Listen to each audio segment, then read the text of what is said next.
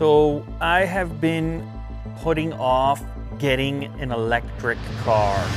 It's just the electric cars that existed that were out there, they just didn't speak to me. Obviously that's changed. And you see this thing sitting right here. It's kind of my dream specification of what to me was the most exciting, emotional electric car that has come out yet.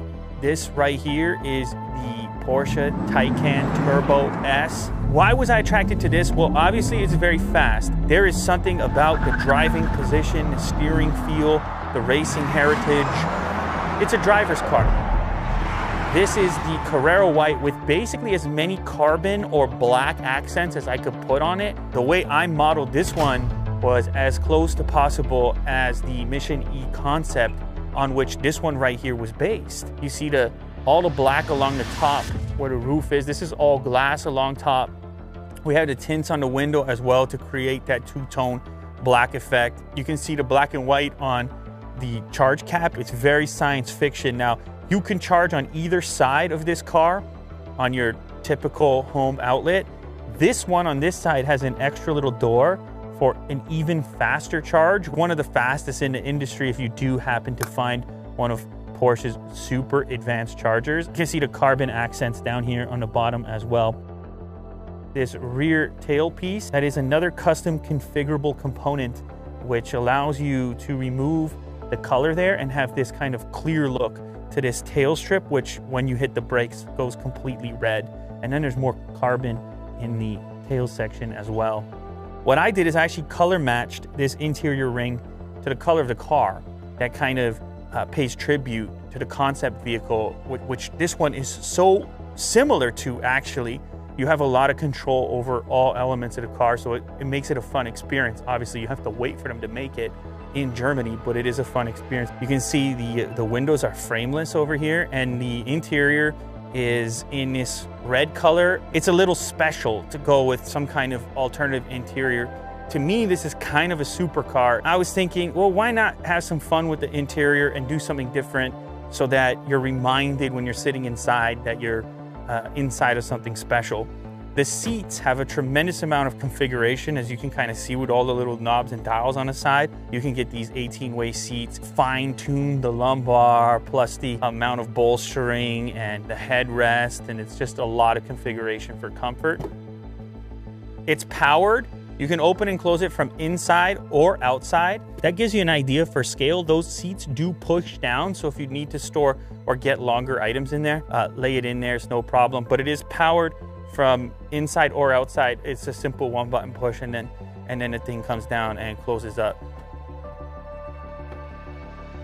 Yeah, I just got a car wash, so we got water. That's actually a fairly decent space right there. You got a spot for washer fluid. That's pretty much it. Electric vehicle. That's the way it is. But I think in most cases, you're gonna use the trunk more often than the front, but you've got it there because it's another electric vehicle trick that you have. All right, so like I said, I've driven other Porsches and they found a way to deliver that inside of this vehicle, even though it's an electric vehicle, even though it's got 4 seats and 4 doors on it. It feels like a race car when you get into it. This is all about screens. That's the way it's going now. It's very few knobs and dials and buttons. The steering wheel still has some really useful buttons. Little volume wheel on the left-hand side over here, which is actually really useful because otherwise you're stuck with this haptic screen to control almost everything, which is cool, but some people, myself included, appreciate some dials to be able to interact with. So you do have some physical buttons on the steering wheel, including this drive mode selector, and drive modes play a huge role in every Porsche vehicle, including this one. There's a significant difference in the way that the car behaves from normal to sport plus to range to your own individual setting. It will adjust things like the chassis and the stiffness, the height of the vehicle. I mean, you can see there's 4 different height settings. Lift, regular, lowered, and low, and those are all available to you whether you're pulling into a driveway or if you're in full performance mode and you want the maximum aero effect of the low setting. There's also some stuff which is kind of, I guess, a little bit of fun, like the electric sport sound. This gives you an almost a kind of a Star Wars speeder type of sound.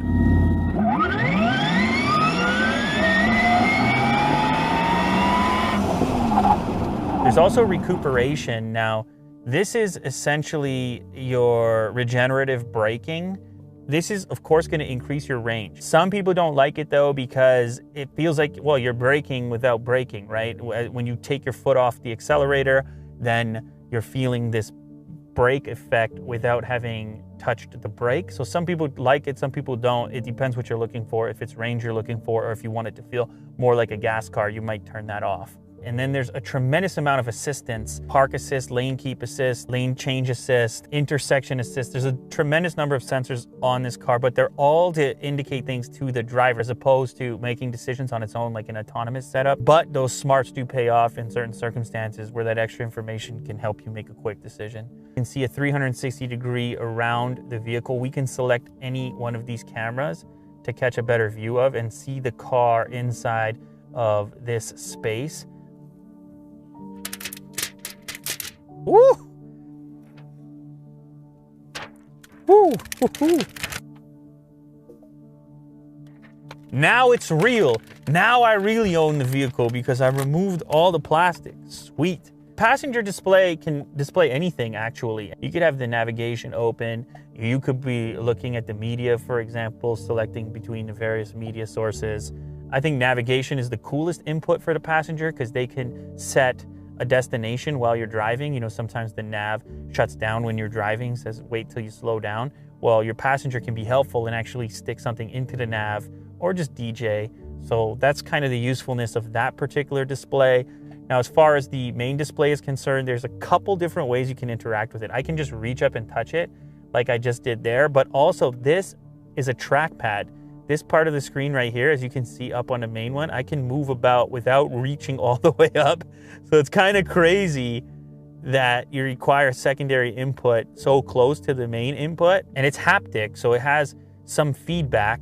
It has a little vibration. It's actually a pretty thick vibration feeling over there. You can also click this button here, which gives you your current charge level and range. This is by no means the range champion of electric vehicles.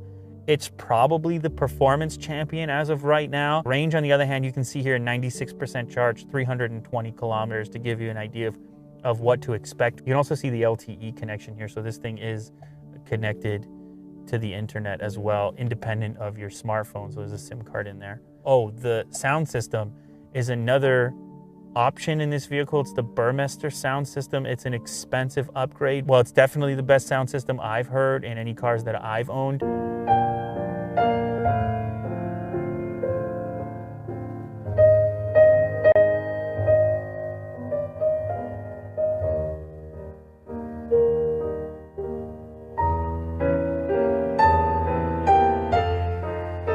Now, the car does have Apple CarPlay. Believe it or not, Android Auto not supported yet. I'm not happy about that, but I think they're working on it. You can see the Apple CarPlay over here. It's actually very integrated. Without even connecting your phone, it will pair to your Apple ID and keep your music and your podcasts updated right on the native system. So this display up here, it's got this cool kind of curve to it. These buttons you can actually touch. So if I wanted to adjust the height of the vehicle, I could quickly touch there. If I want to adjust the suspension of the vehicle, I could quickly touch there. This is a custom configurable button that you can have do whatever you want. And the same goes on the other side. It's kind of cool the way they integrated haptic touch buttons into what looks like a giant display. The rest of it is a display. I can navigate to any one of these three circles and then click on it and switch between nav, trip, sport chrono, drive mode, media, or information. So if I selected media, then I would see my music playing there if I chose to. For this one, I actually like to have it on traffic signs the best. And then the center one, let's check out the night view assist. Now this puts night vision in the center. See, it knows that it's a person. For one, with the yellow outline, it has tracked it as a person, but look at the detail. You can see how he's glowing. It's so easy to sense a pedestrian with that feature turned on. even more so maybe than your eyes at night. So as far as compartments are concerned, you have these two cup holders right here. Now that ambient lighting actually is fully configurable, and it shows up in the door sills as well. I mean, there's pretty much any color that you want to have in there, plus the intensity is available to you.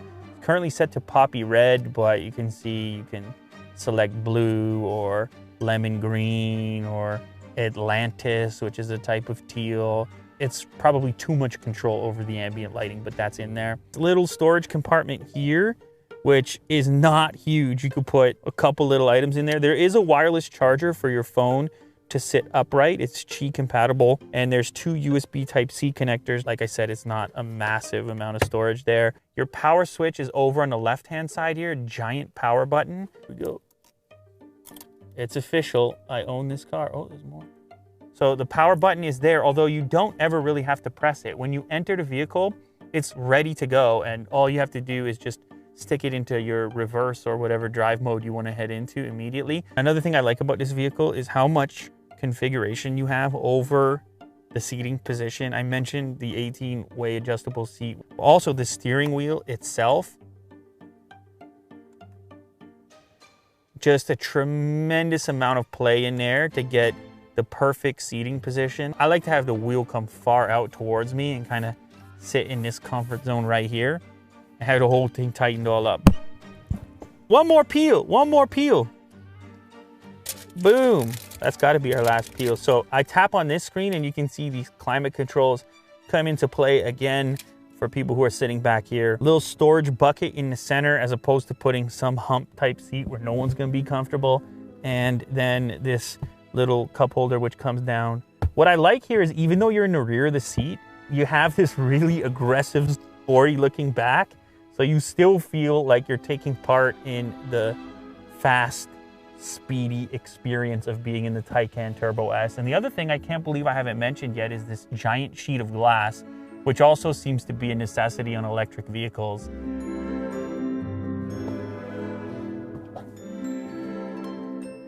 It's not a hatchback, obviously. That's still some pretty decent cargo for most of the things I have to carry. When you consider the extra practicality, plus the fact that this one is electric, plus the fact that when you hit that pedal, the kick, I think they made the right choice as far as making that the practical model. But this is a real car you can use every single day and fit passengers and fit cargo, and it drives almost like a supercar. So that's kind of a special combination.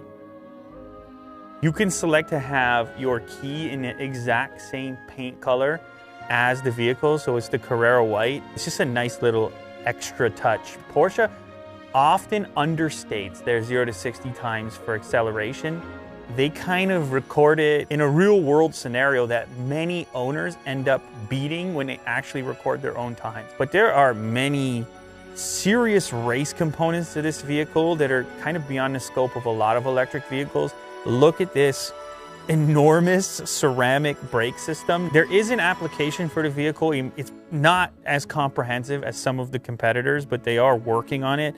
You can see this is what it looks like over here. The climate is configuring itself for my arrival. I can lock the vehicle. I can put the windows down if I choose to. I can see my current charge level.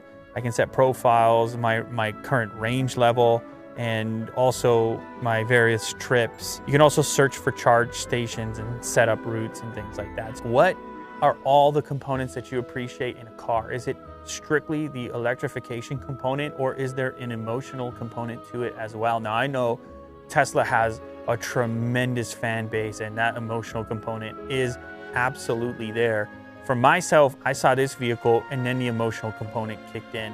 I think one of the criticisms I have of Tesla, which is that their vehicles are kind of maybe a little bit emotionless as far as the look is concerned. They're overly simplified, and look, that can be a cool thing depending on your own perspective. That can feel really futuristic, the way that they've designed the grille to not need any type of intake, to not look at all like a traditional car.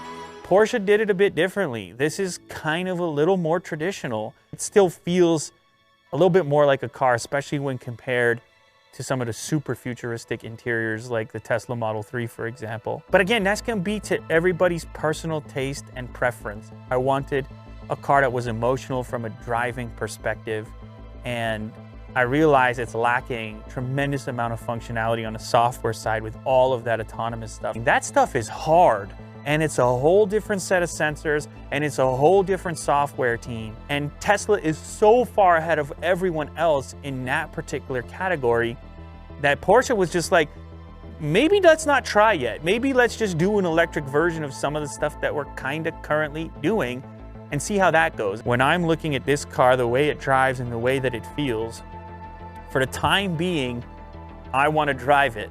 I don't care so much about being driven, but for right now, for me, this just happened to be my preference. This just happened to have the emotional impact on me to finally pull the trigger on an electric vehicle. That is the Porsche Taycan Turbo S, and I do have to give a shout out to Porsche North Toronto, who helped me out with everything related to this particular vehicle. So shout out to Daniel, shout out to Graham. There you have it. That's gonna be the ride for a little bit.